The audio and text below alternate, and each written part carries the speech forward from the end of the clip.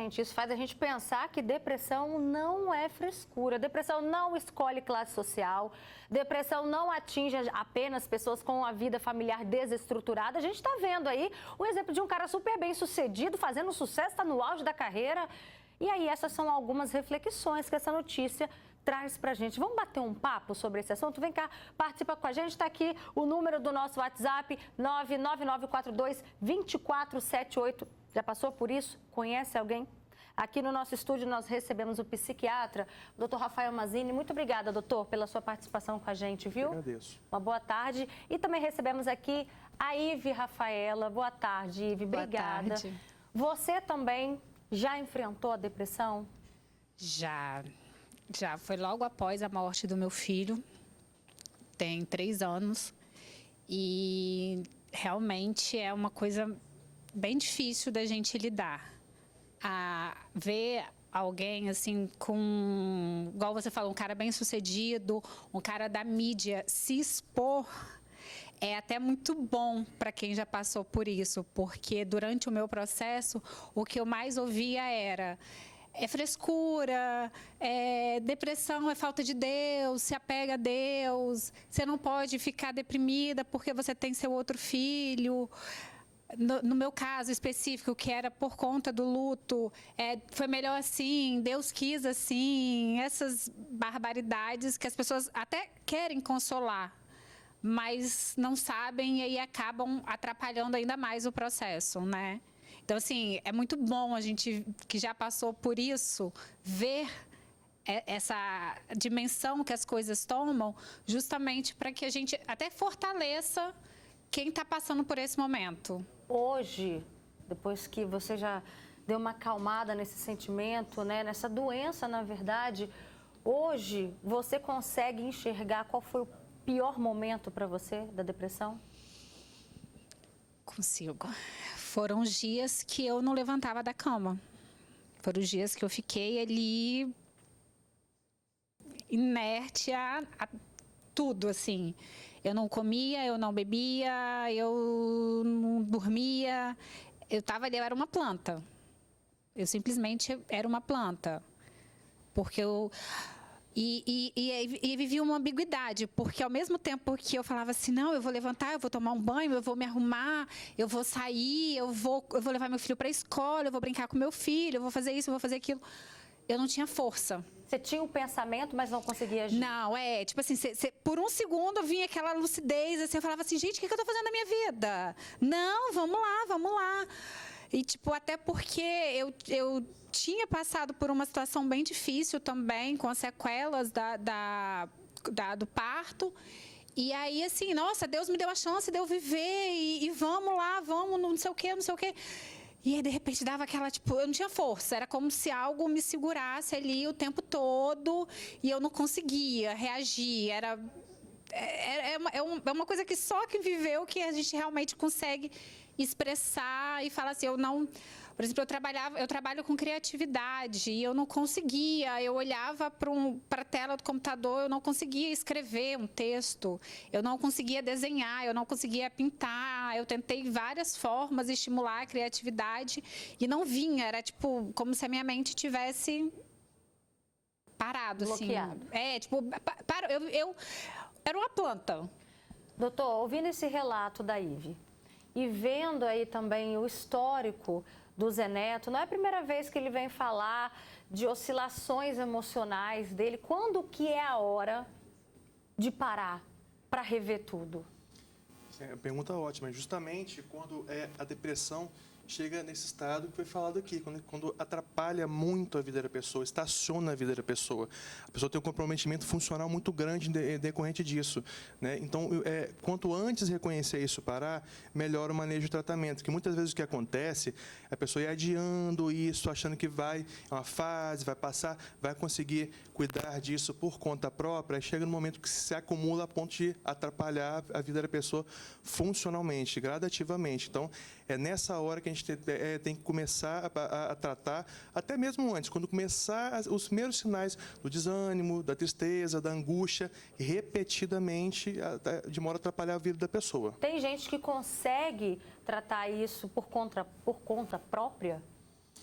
Dependendo do grau de comprometimento, não. Quando é algo mais leve, passageiro, às vezes a pessoa consegue, com atividade física, né, mudança de estilo de vida, mudanças na rotina, reverter um pouco isso, né? Isso depende muito de fatores também, pessoais, sociais também. Às vezes algum acontecimento gera uma mudança na vida da pessoa, que a pessoa muda o estado de humor de forma geral. Porém, no estado, quando vai progredindo, no estado mais moderado, até para grave, não é o adequado resolver isso sozinho. É importante procurar ajuda o quanto antes. Você teve essa fase da negação, falar assim, não estou vivendo a depressão, vou postergar, eu vou conseguir sair disso sozinha? Não, porque como foi assim um acontecimento que desencadeou, eu queria tomar remédios para não sentir, porque a depressão ela é muito física, né? Ela causa uma dor física mesmo. E eu falava assim, eu não quero sentir. Era como se eu quisesse esquecer o que tinha acontecido para que eu pudesse voltar à minha vida normal, sabe? Apagar aquele momento horrível que eu vivi para que eu pudesse voltar à minha vida ao normal. E aí eu falei, não, eu quero tratamento, eu quero remédio, eu quero isso.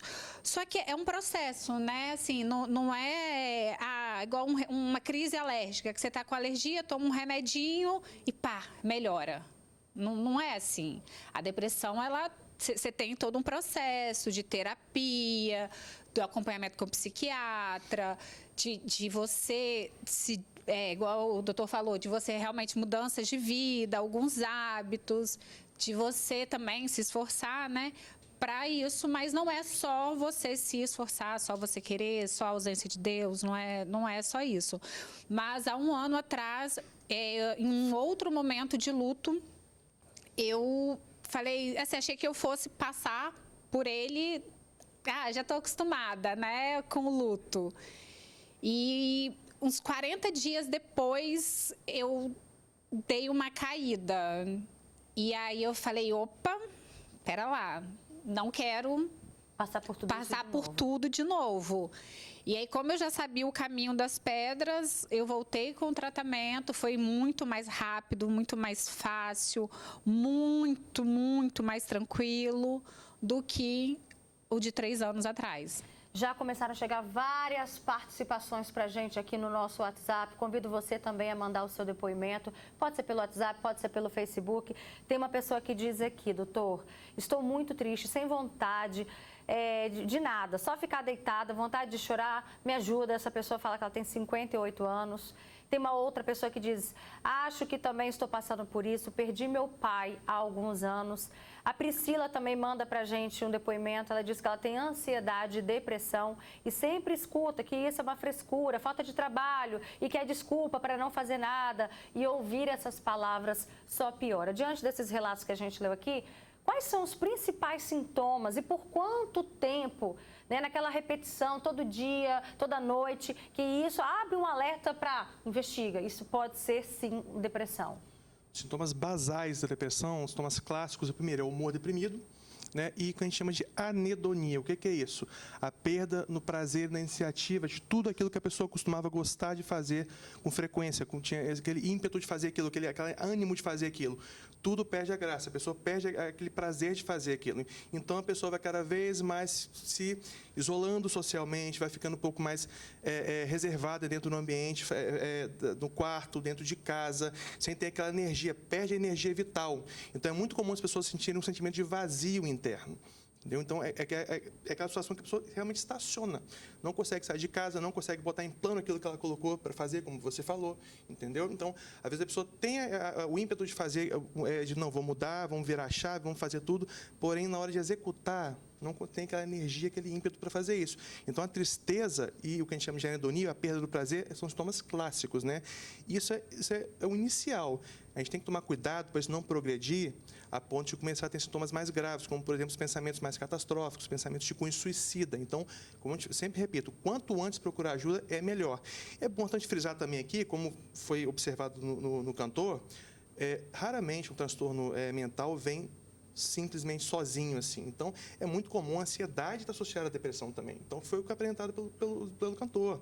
Então, quando a pessoa se vê num estado de prostração pela depressão, começa a vir ansiedade por uma questão de querer mudar aquela fase, querer melhorar, querer dar um andamento nos seus projetos pessoais, na sua vida. Então, é muito comum a ansiedade vir junto também da depressão. Daqui a pouquinho a gente vai até mostrar uma outra reportagem de outros famosos que passaram também por esse sintoma e por essa questão da ansiedade, o que mais que a depressão pode trazer junto. Vamos conversar agora com a Kelly. Ela também, gente, já passou por depressão e crises de pânico. Ela está aqui, olha, já na tela do Fala Espírito Santo. Kelly, em que momento que você começou a perceber o que estava acontecendo com você, a gravidade disso? Boa tarde, Roberto. Tudo bom, gente? Boa tarde.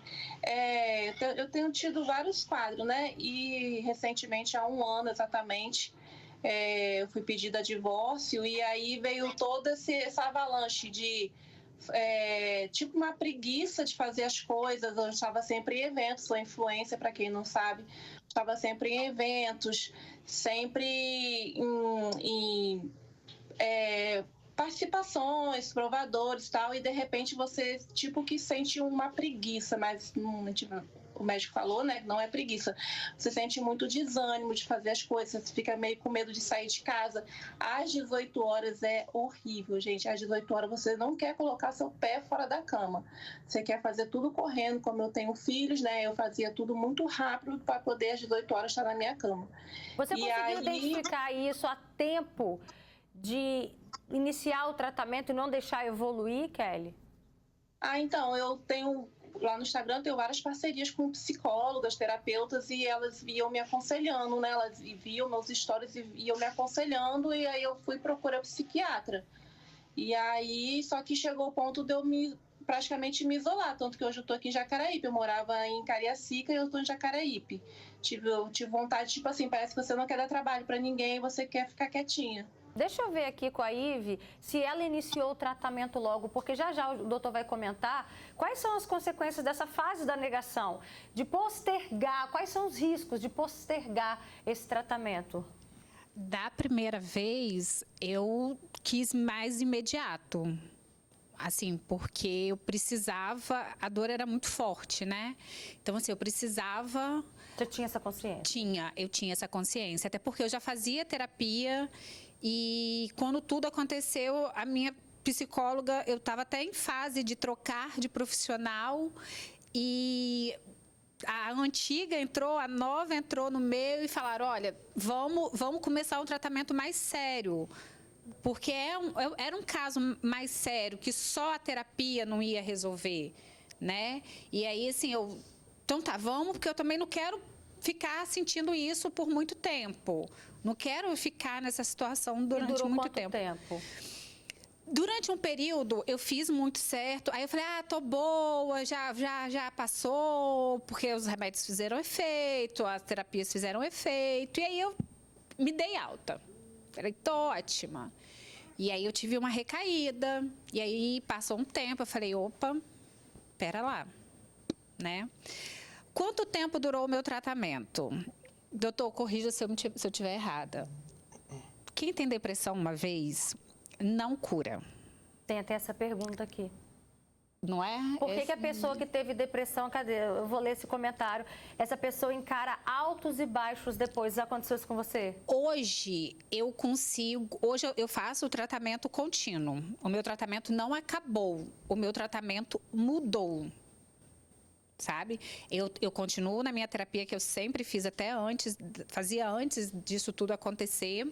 Hoje eu não tomo os remédios fortíssimos que eu tomei na época. Hoje eu não vou ao psiquiatra como eu ia na época.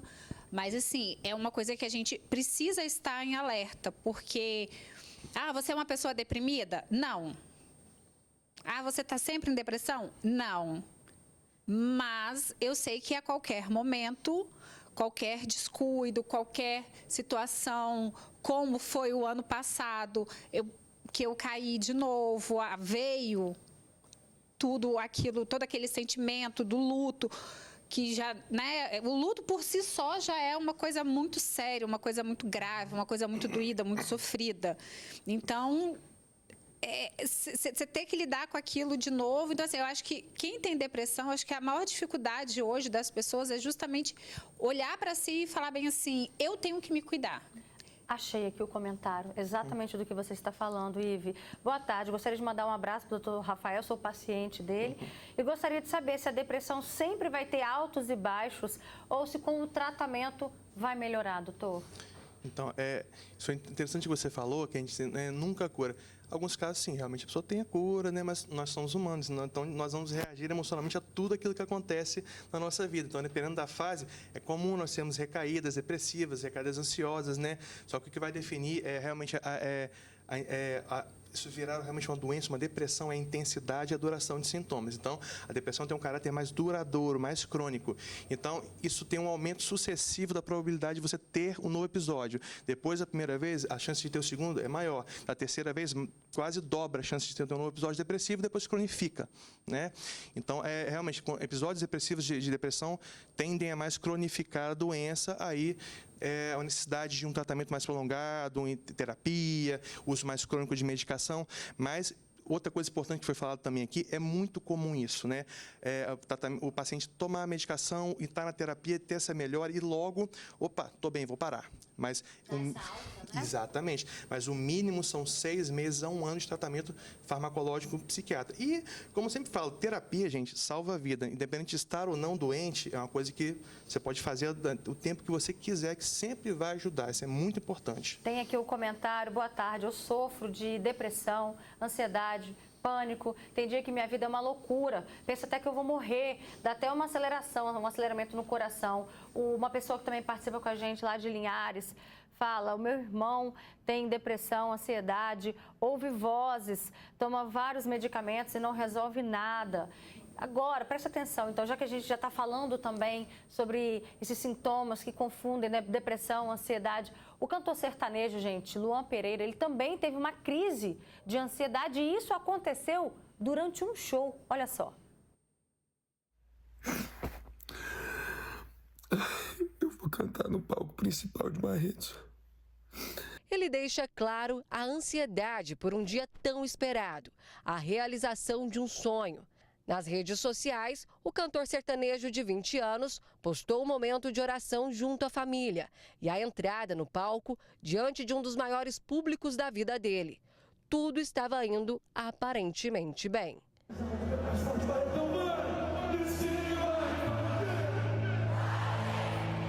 O que o público não esperava era que o show seria encerrado antes da hora por causa de problemas de saúde de Luan.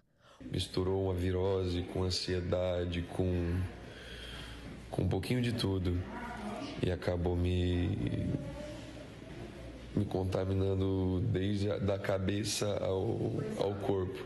E isso acontece porque eu me cobro muito.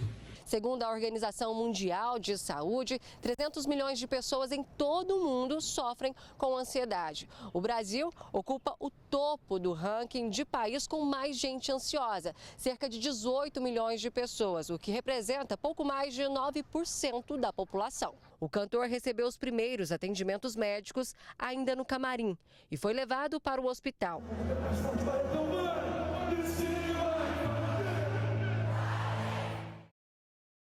Aí, né, que a gente vê fazendo sucesso, deve estar entrando dinheiro a rodo no bolso e ainda assim a gente vê essas doenças, o mal do século, como dizem, acontecer. Doutor, tem gente perguntando aqui, qual que é a diferença entre ansiedade e depressão? A depressão é basicamente um transtorno do humor. Então, como eu falei, é basicamente aquele sintoma cardinal do humor deprimido, aquela tristeza, aquele desânimo. São sintomas básicos e aquela perda no prazer em tudo na vida, né?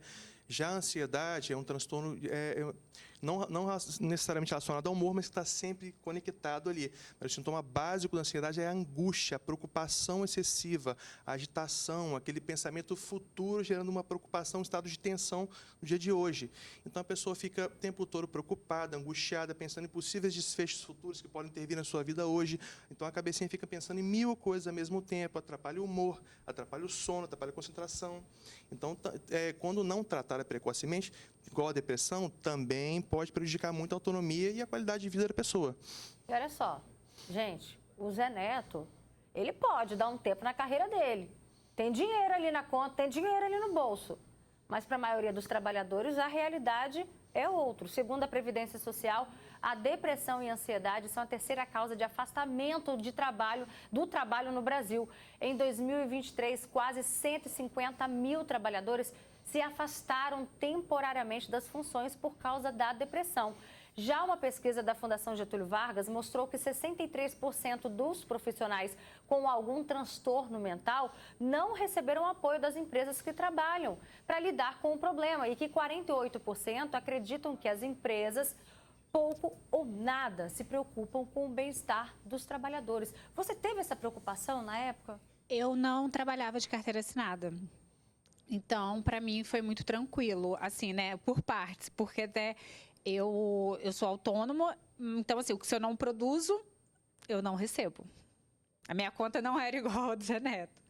E aí, era uma preocupação muito grande, porque... E aí, era uma coisa que me angustiava muito, porque como eu não conseguia trabalhar, eu não conseguia produzir o meu serviço, que era textos, que eram artes gráficas, que era tudo isso.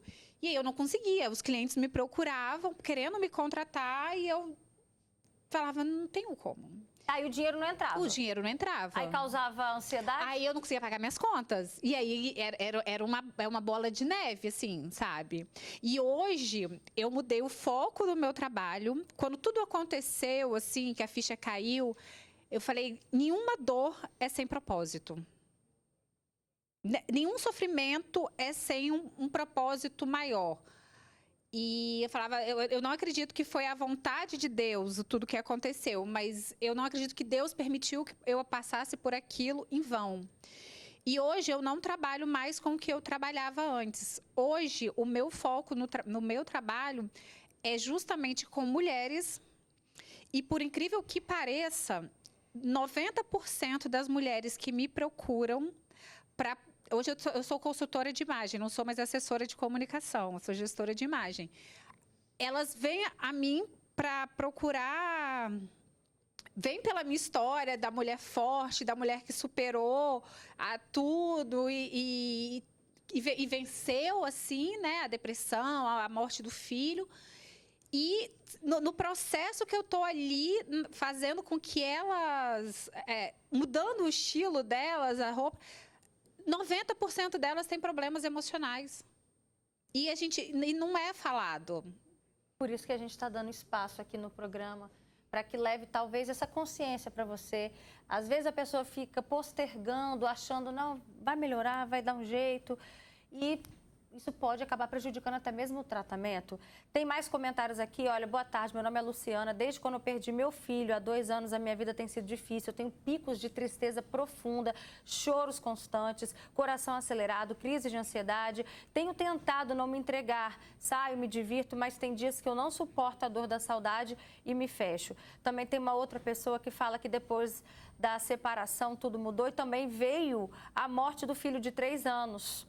E também tem uma outra pessoa que diz aqui que passa por isso, toma remédios até hoje, só sente vontade de dormir, ansiedade e depressão. As pessoas do trabalho falam que isso é frescura. Agora, trazendo o caso da Ive, o caso da Kelly e alguns relatos aqui, a gente vê, doutor, existe sempre uma causa associada, ou um luto, ou uma separação, que é o caso da Kelly. Sempre tem algo por trás, algo que se torna o gatilho? Nem sempre isso é visível à própria pessoa. Às vezes, no processo de terapia ou acompanhamento psiquiátrico, a gente consegue puxar ali alguma causa plausível para isso. Mas boa parte das vezes, isso realmente é causado por traumas emocionais, atuais ou na infância, né? Problemas de relacionamento. É muito comum estresse relacionado ao trabalho, né? Então, a maioria das vezes, quando a pessoa já chega em atendimento, já chega assim, no estado de ansiedade, avançado, ou depressão média avançado, e já consegue identificar uma causa específica para aquilo. Tem uma pessoa que diz aqui, a Terezinha, eu acordo toda madrugada angustiada, com medo e achando que algo ruim vai acontecer. Isso pode ser depressão, doutor, ou ansiedade? Isso tem mais a ver com ansiedade, como eu falei. A pessoa ansiosa fica com o pensamento ali gerando em torno de vários acontecimentos, então, de forma geral, a cabecinha não desliga. Então, é muito comum, às vezes, a pessoa acordar já muito pensativa, muito angustiada, e as crises de pânico são sintomas físicos também, igual os cantores tiveram ali, né? Falta de ar, um certo aperto no peito, coração disparar, né? Aquela sensação ruim, né? É também comum acontecer nesses horários, a pessoa acordar de madrugada com uma crise de ansiedade também. Olha só esse relato aqui. Roberto, eu tive ansiedade, insônia, eu tomo remédio para depressão, para dormir. E o motivo disso tudo? Separação. Eu estava doente, ainda me mandaram embora. Ele diz, depressão não é a ausência de Deus. Eu sou evangélico e todos os dias eu vou à igreja. Agora vamos lá. Às vezes a pessoa que está agora acompanhando o programa, doutor, não, eu nunca passei por isso. Mas às vezes alguém da família já passou. De que forma que a família ajuda e de que forma que a família atrapalha nesse processo? A família é um pilar importante no tratamento também. Então, sempre escutar, acolher, usar a empatia, tentar entender o que está passando com a pessoa para você poder ajudá-la da melhor forma possível e, observando um comprometimento mais severo da pessoa, estimulá-la a procurar ajuda e mudar hábitos de vida, estilo de vida, é muito importante também. Mas a situação da Ivy, por exemplo, estava lá deitada na cama, não sentia vontade de fazer nada, criou ali realmente um bloqueio. Aí chega alguém da família, abre a janela, vão para a rua, vão para a academia, vão fazer atividade. Isso te ajudou ou te atrapalhou? Isso voltando assim um pouquinho no que você viveu. Algumas atitudes ajudaram, outras atrapalharam. Até porque, assim, depois, com o tempo, eu aprendi que o luto foi feito para a gente viver. O luto não passa. A gente tem que viver aquele momento de dor. E aí, não me permitiram viver aquele momento de dor. Porque eu tinha um outro filho. Então, assim, eu não podia sofrer por um, porque eu tinha outro. E isso atrapalhou muito a minha... encarar o luto. Tipo assim, eu sofrer naquele momento, tipo, sofre que é para acabar logo, para você levantar e viver a vida. Então, assim, as pessoas, elas precisam ter cuidado com o que elas falam, porque muitas vezes eles querem, a intenção é até boa. Vamos. Mas, assim, às vezes a pessoa não igual o doutor falou, acolher a pessoa é a melhor coisa que tem para fazer. Eu estou sentindo isso. Mas acolher como? Fazer companhia, estar presente ou não? Pegar o seu filho e falar assim, vamos lá com a tia dar uma voltinha na rua? Validar o sentimento da pessoa. Exatamente. Porque muitas vezes você fala assim, hoje eu quero sair. Isso aconteceu comigo várias vezes. De vários amigos quererem me visitar, de vários amigos me chamarem para sair, eu falava, vamos. E aí chegava no dia, eu não queria ver ninguém. Chegava na hora, eu não queria sair. E alguns falavam, tudo bem, a gente marca num outro momento. Mas muita gente ficou com raiva de mim, se afastou de mim, porque não entendeu. Tipo, tá desmarcando de novo. Poxa, eu não tenho... tipo assim, deixei de marcar as minhas coisas para sair com você. Então, assim, muita gente se afastou de mim nesse momento, que eu mais precisava. Essa palavra que ela falou, doutor, validar o sentimento, a vontade da pessoa naquele momento? Isso é muito importante, é o que eu falei da empatia, se colocar no lugar da pessoa para entender o que ela está sentindo. Então, às vezes, atos sim, básicos, basais do dia a dia, como escutar a pessoa, tentar entender ela, abraçar a pessoa, às vezes, nesse momento, se colocar à disposição para ajudar, isso dá uma importância tremenda. Então, muitas vezes, as pessoas que não entendem, têm essa dificuldade de exercer empatia, fazem alguns comentários desnecessários, que acabam piorando a situação, a ponto da pessoa se sentir culpada, se sentir desvalorizada. E isso, de certa forma, até atrapalha a pessoa a procurar ajuda, justamente pela culpa, pela angústia do que está acontecendo. Essa é exatamente a pergunta que a gente recebeu. Como que eu faço para ajudar uma pessoa que pode estar dando sinais de um possível início de depressão, mesmo sendo leigo no assunto, né? Validar esse sentimento. Gente, obrigada pela participação de vocês. Se deixasse, a gente continuava aqui no nosso bate-papo tão importante, viu?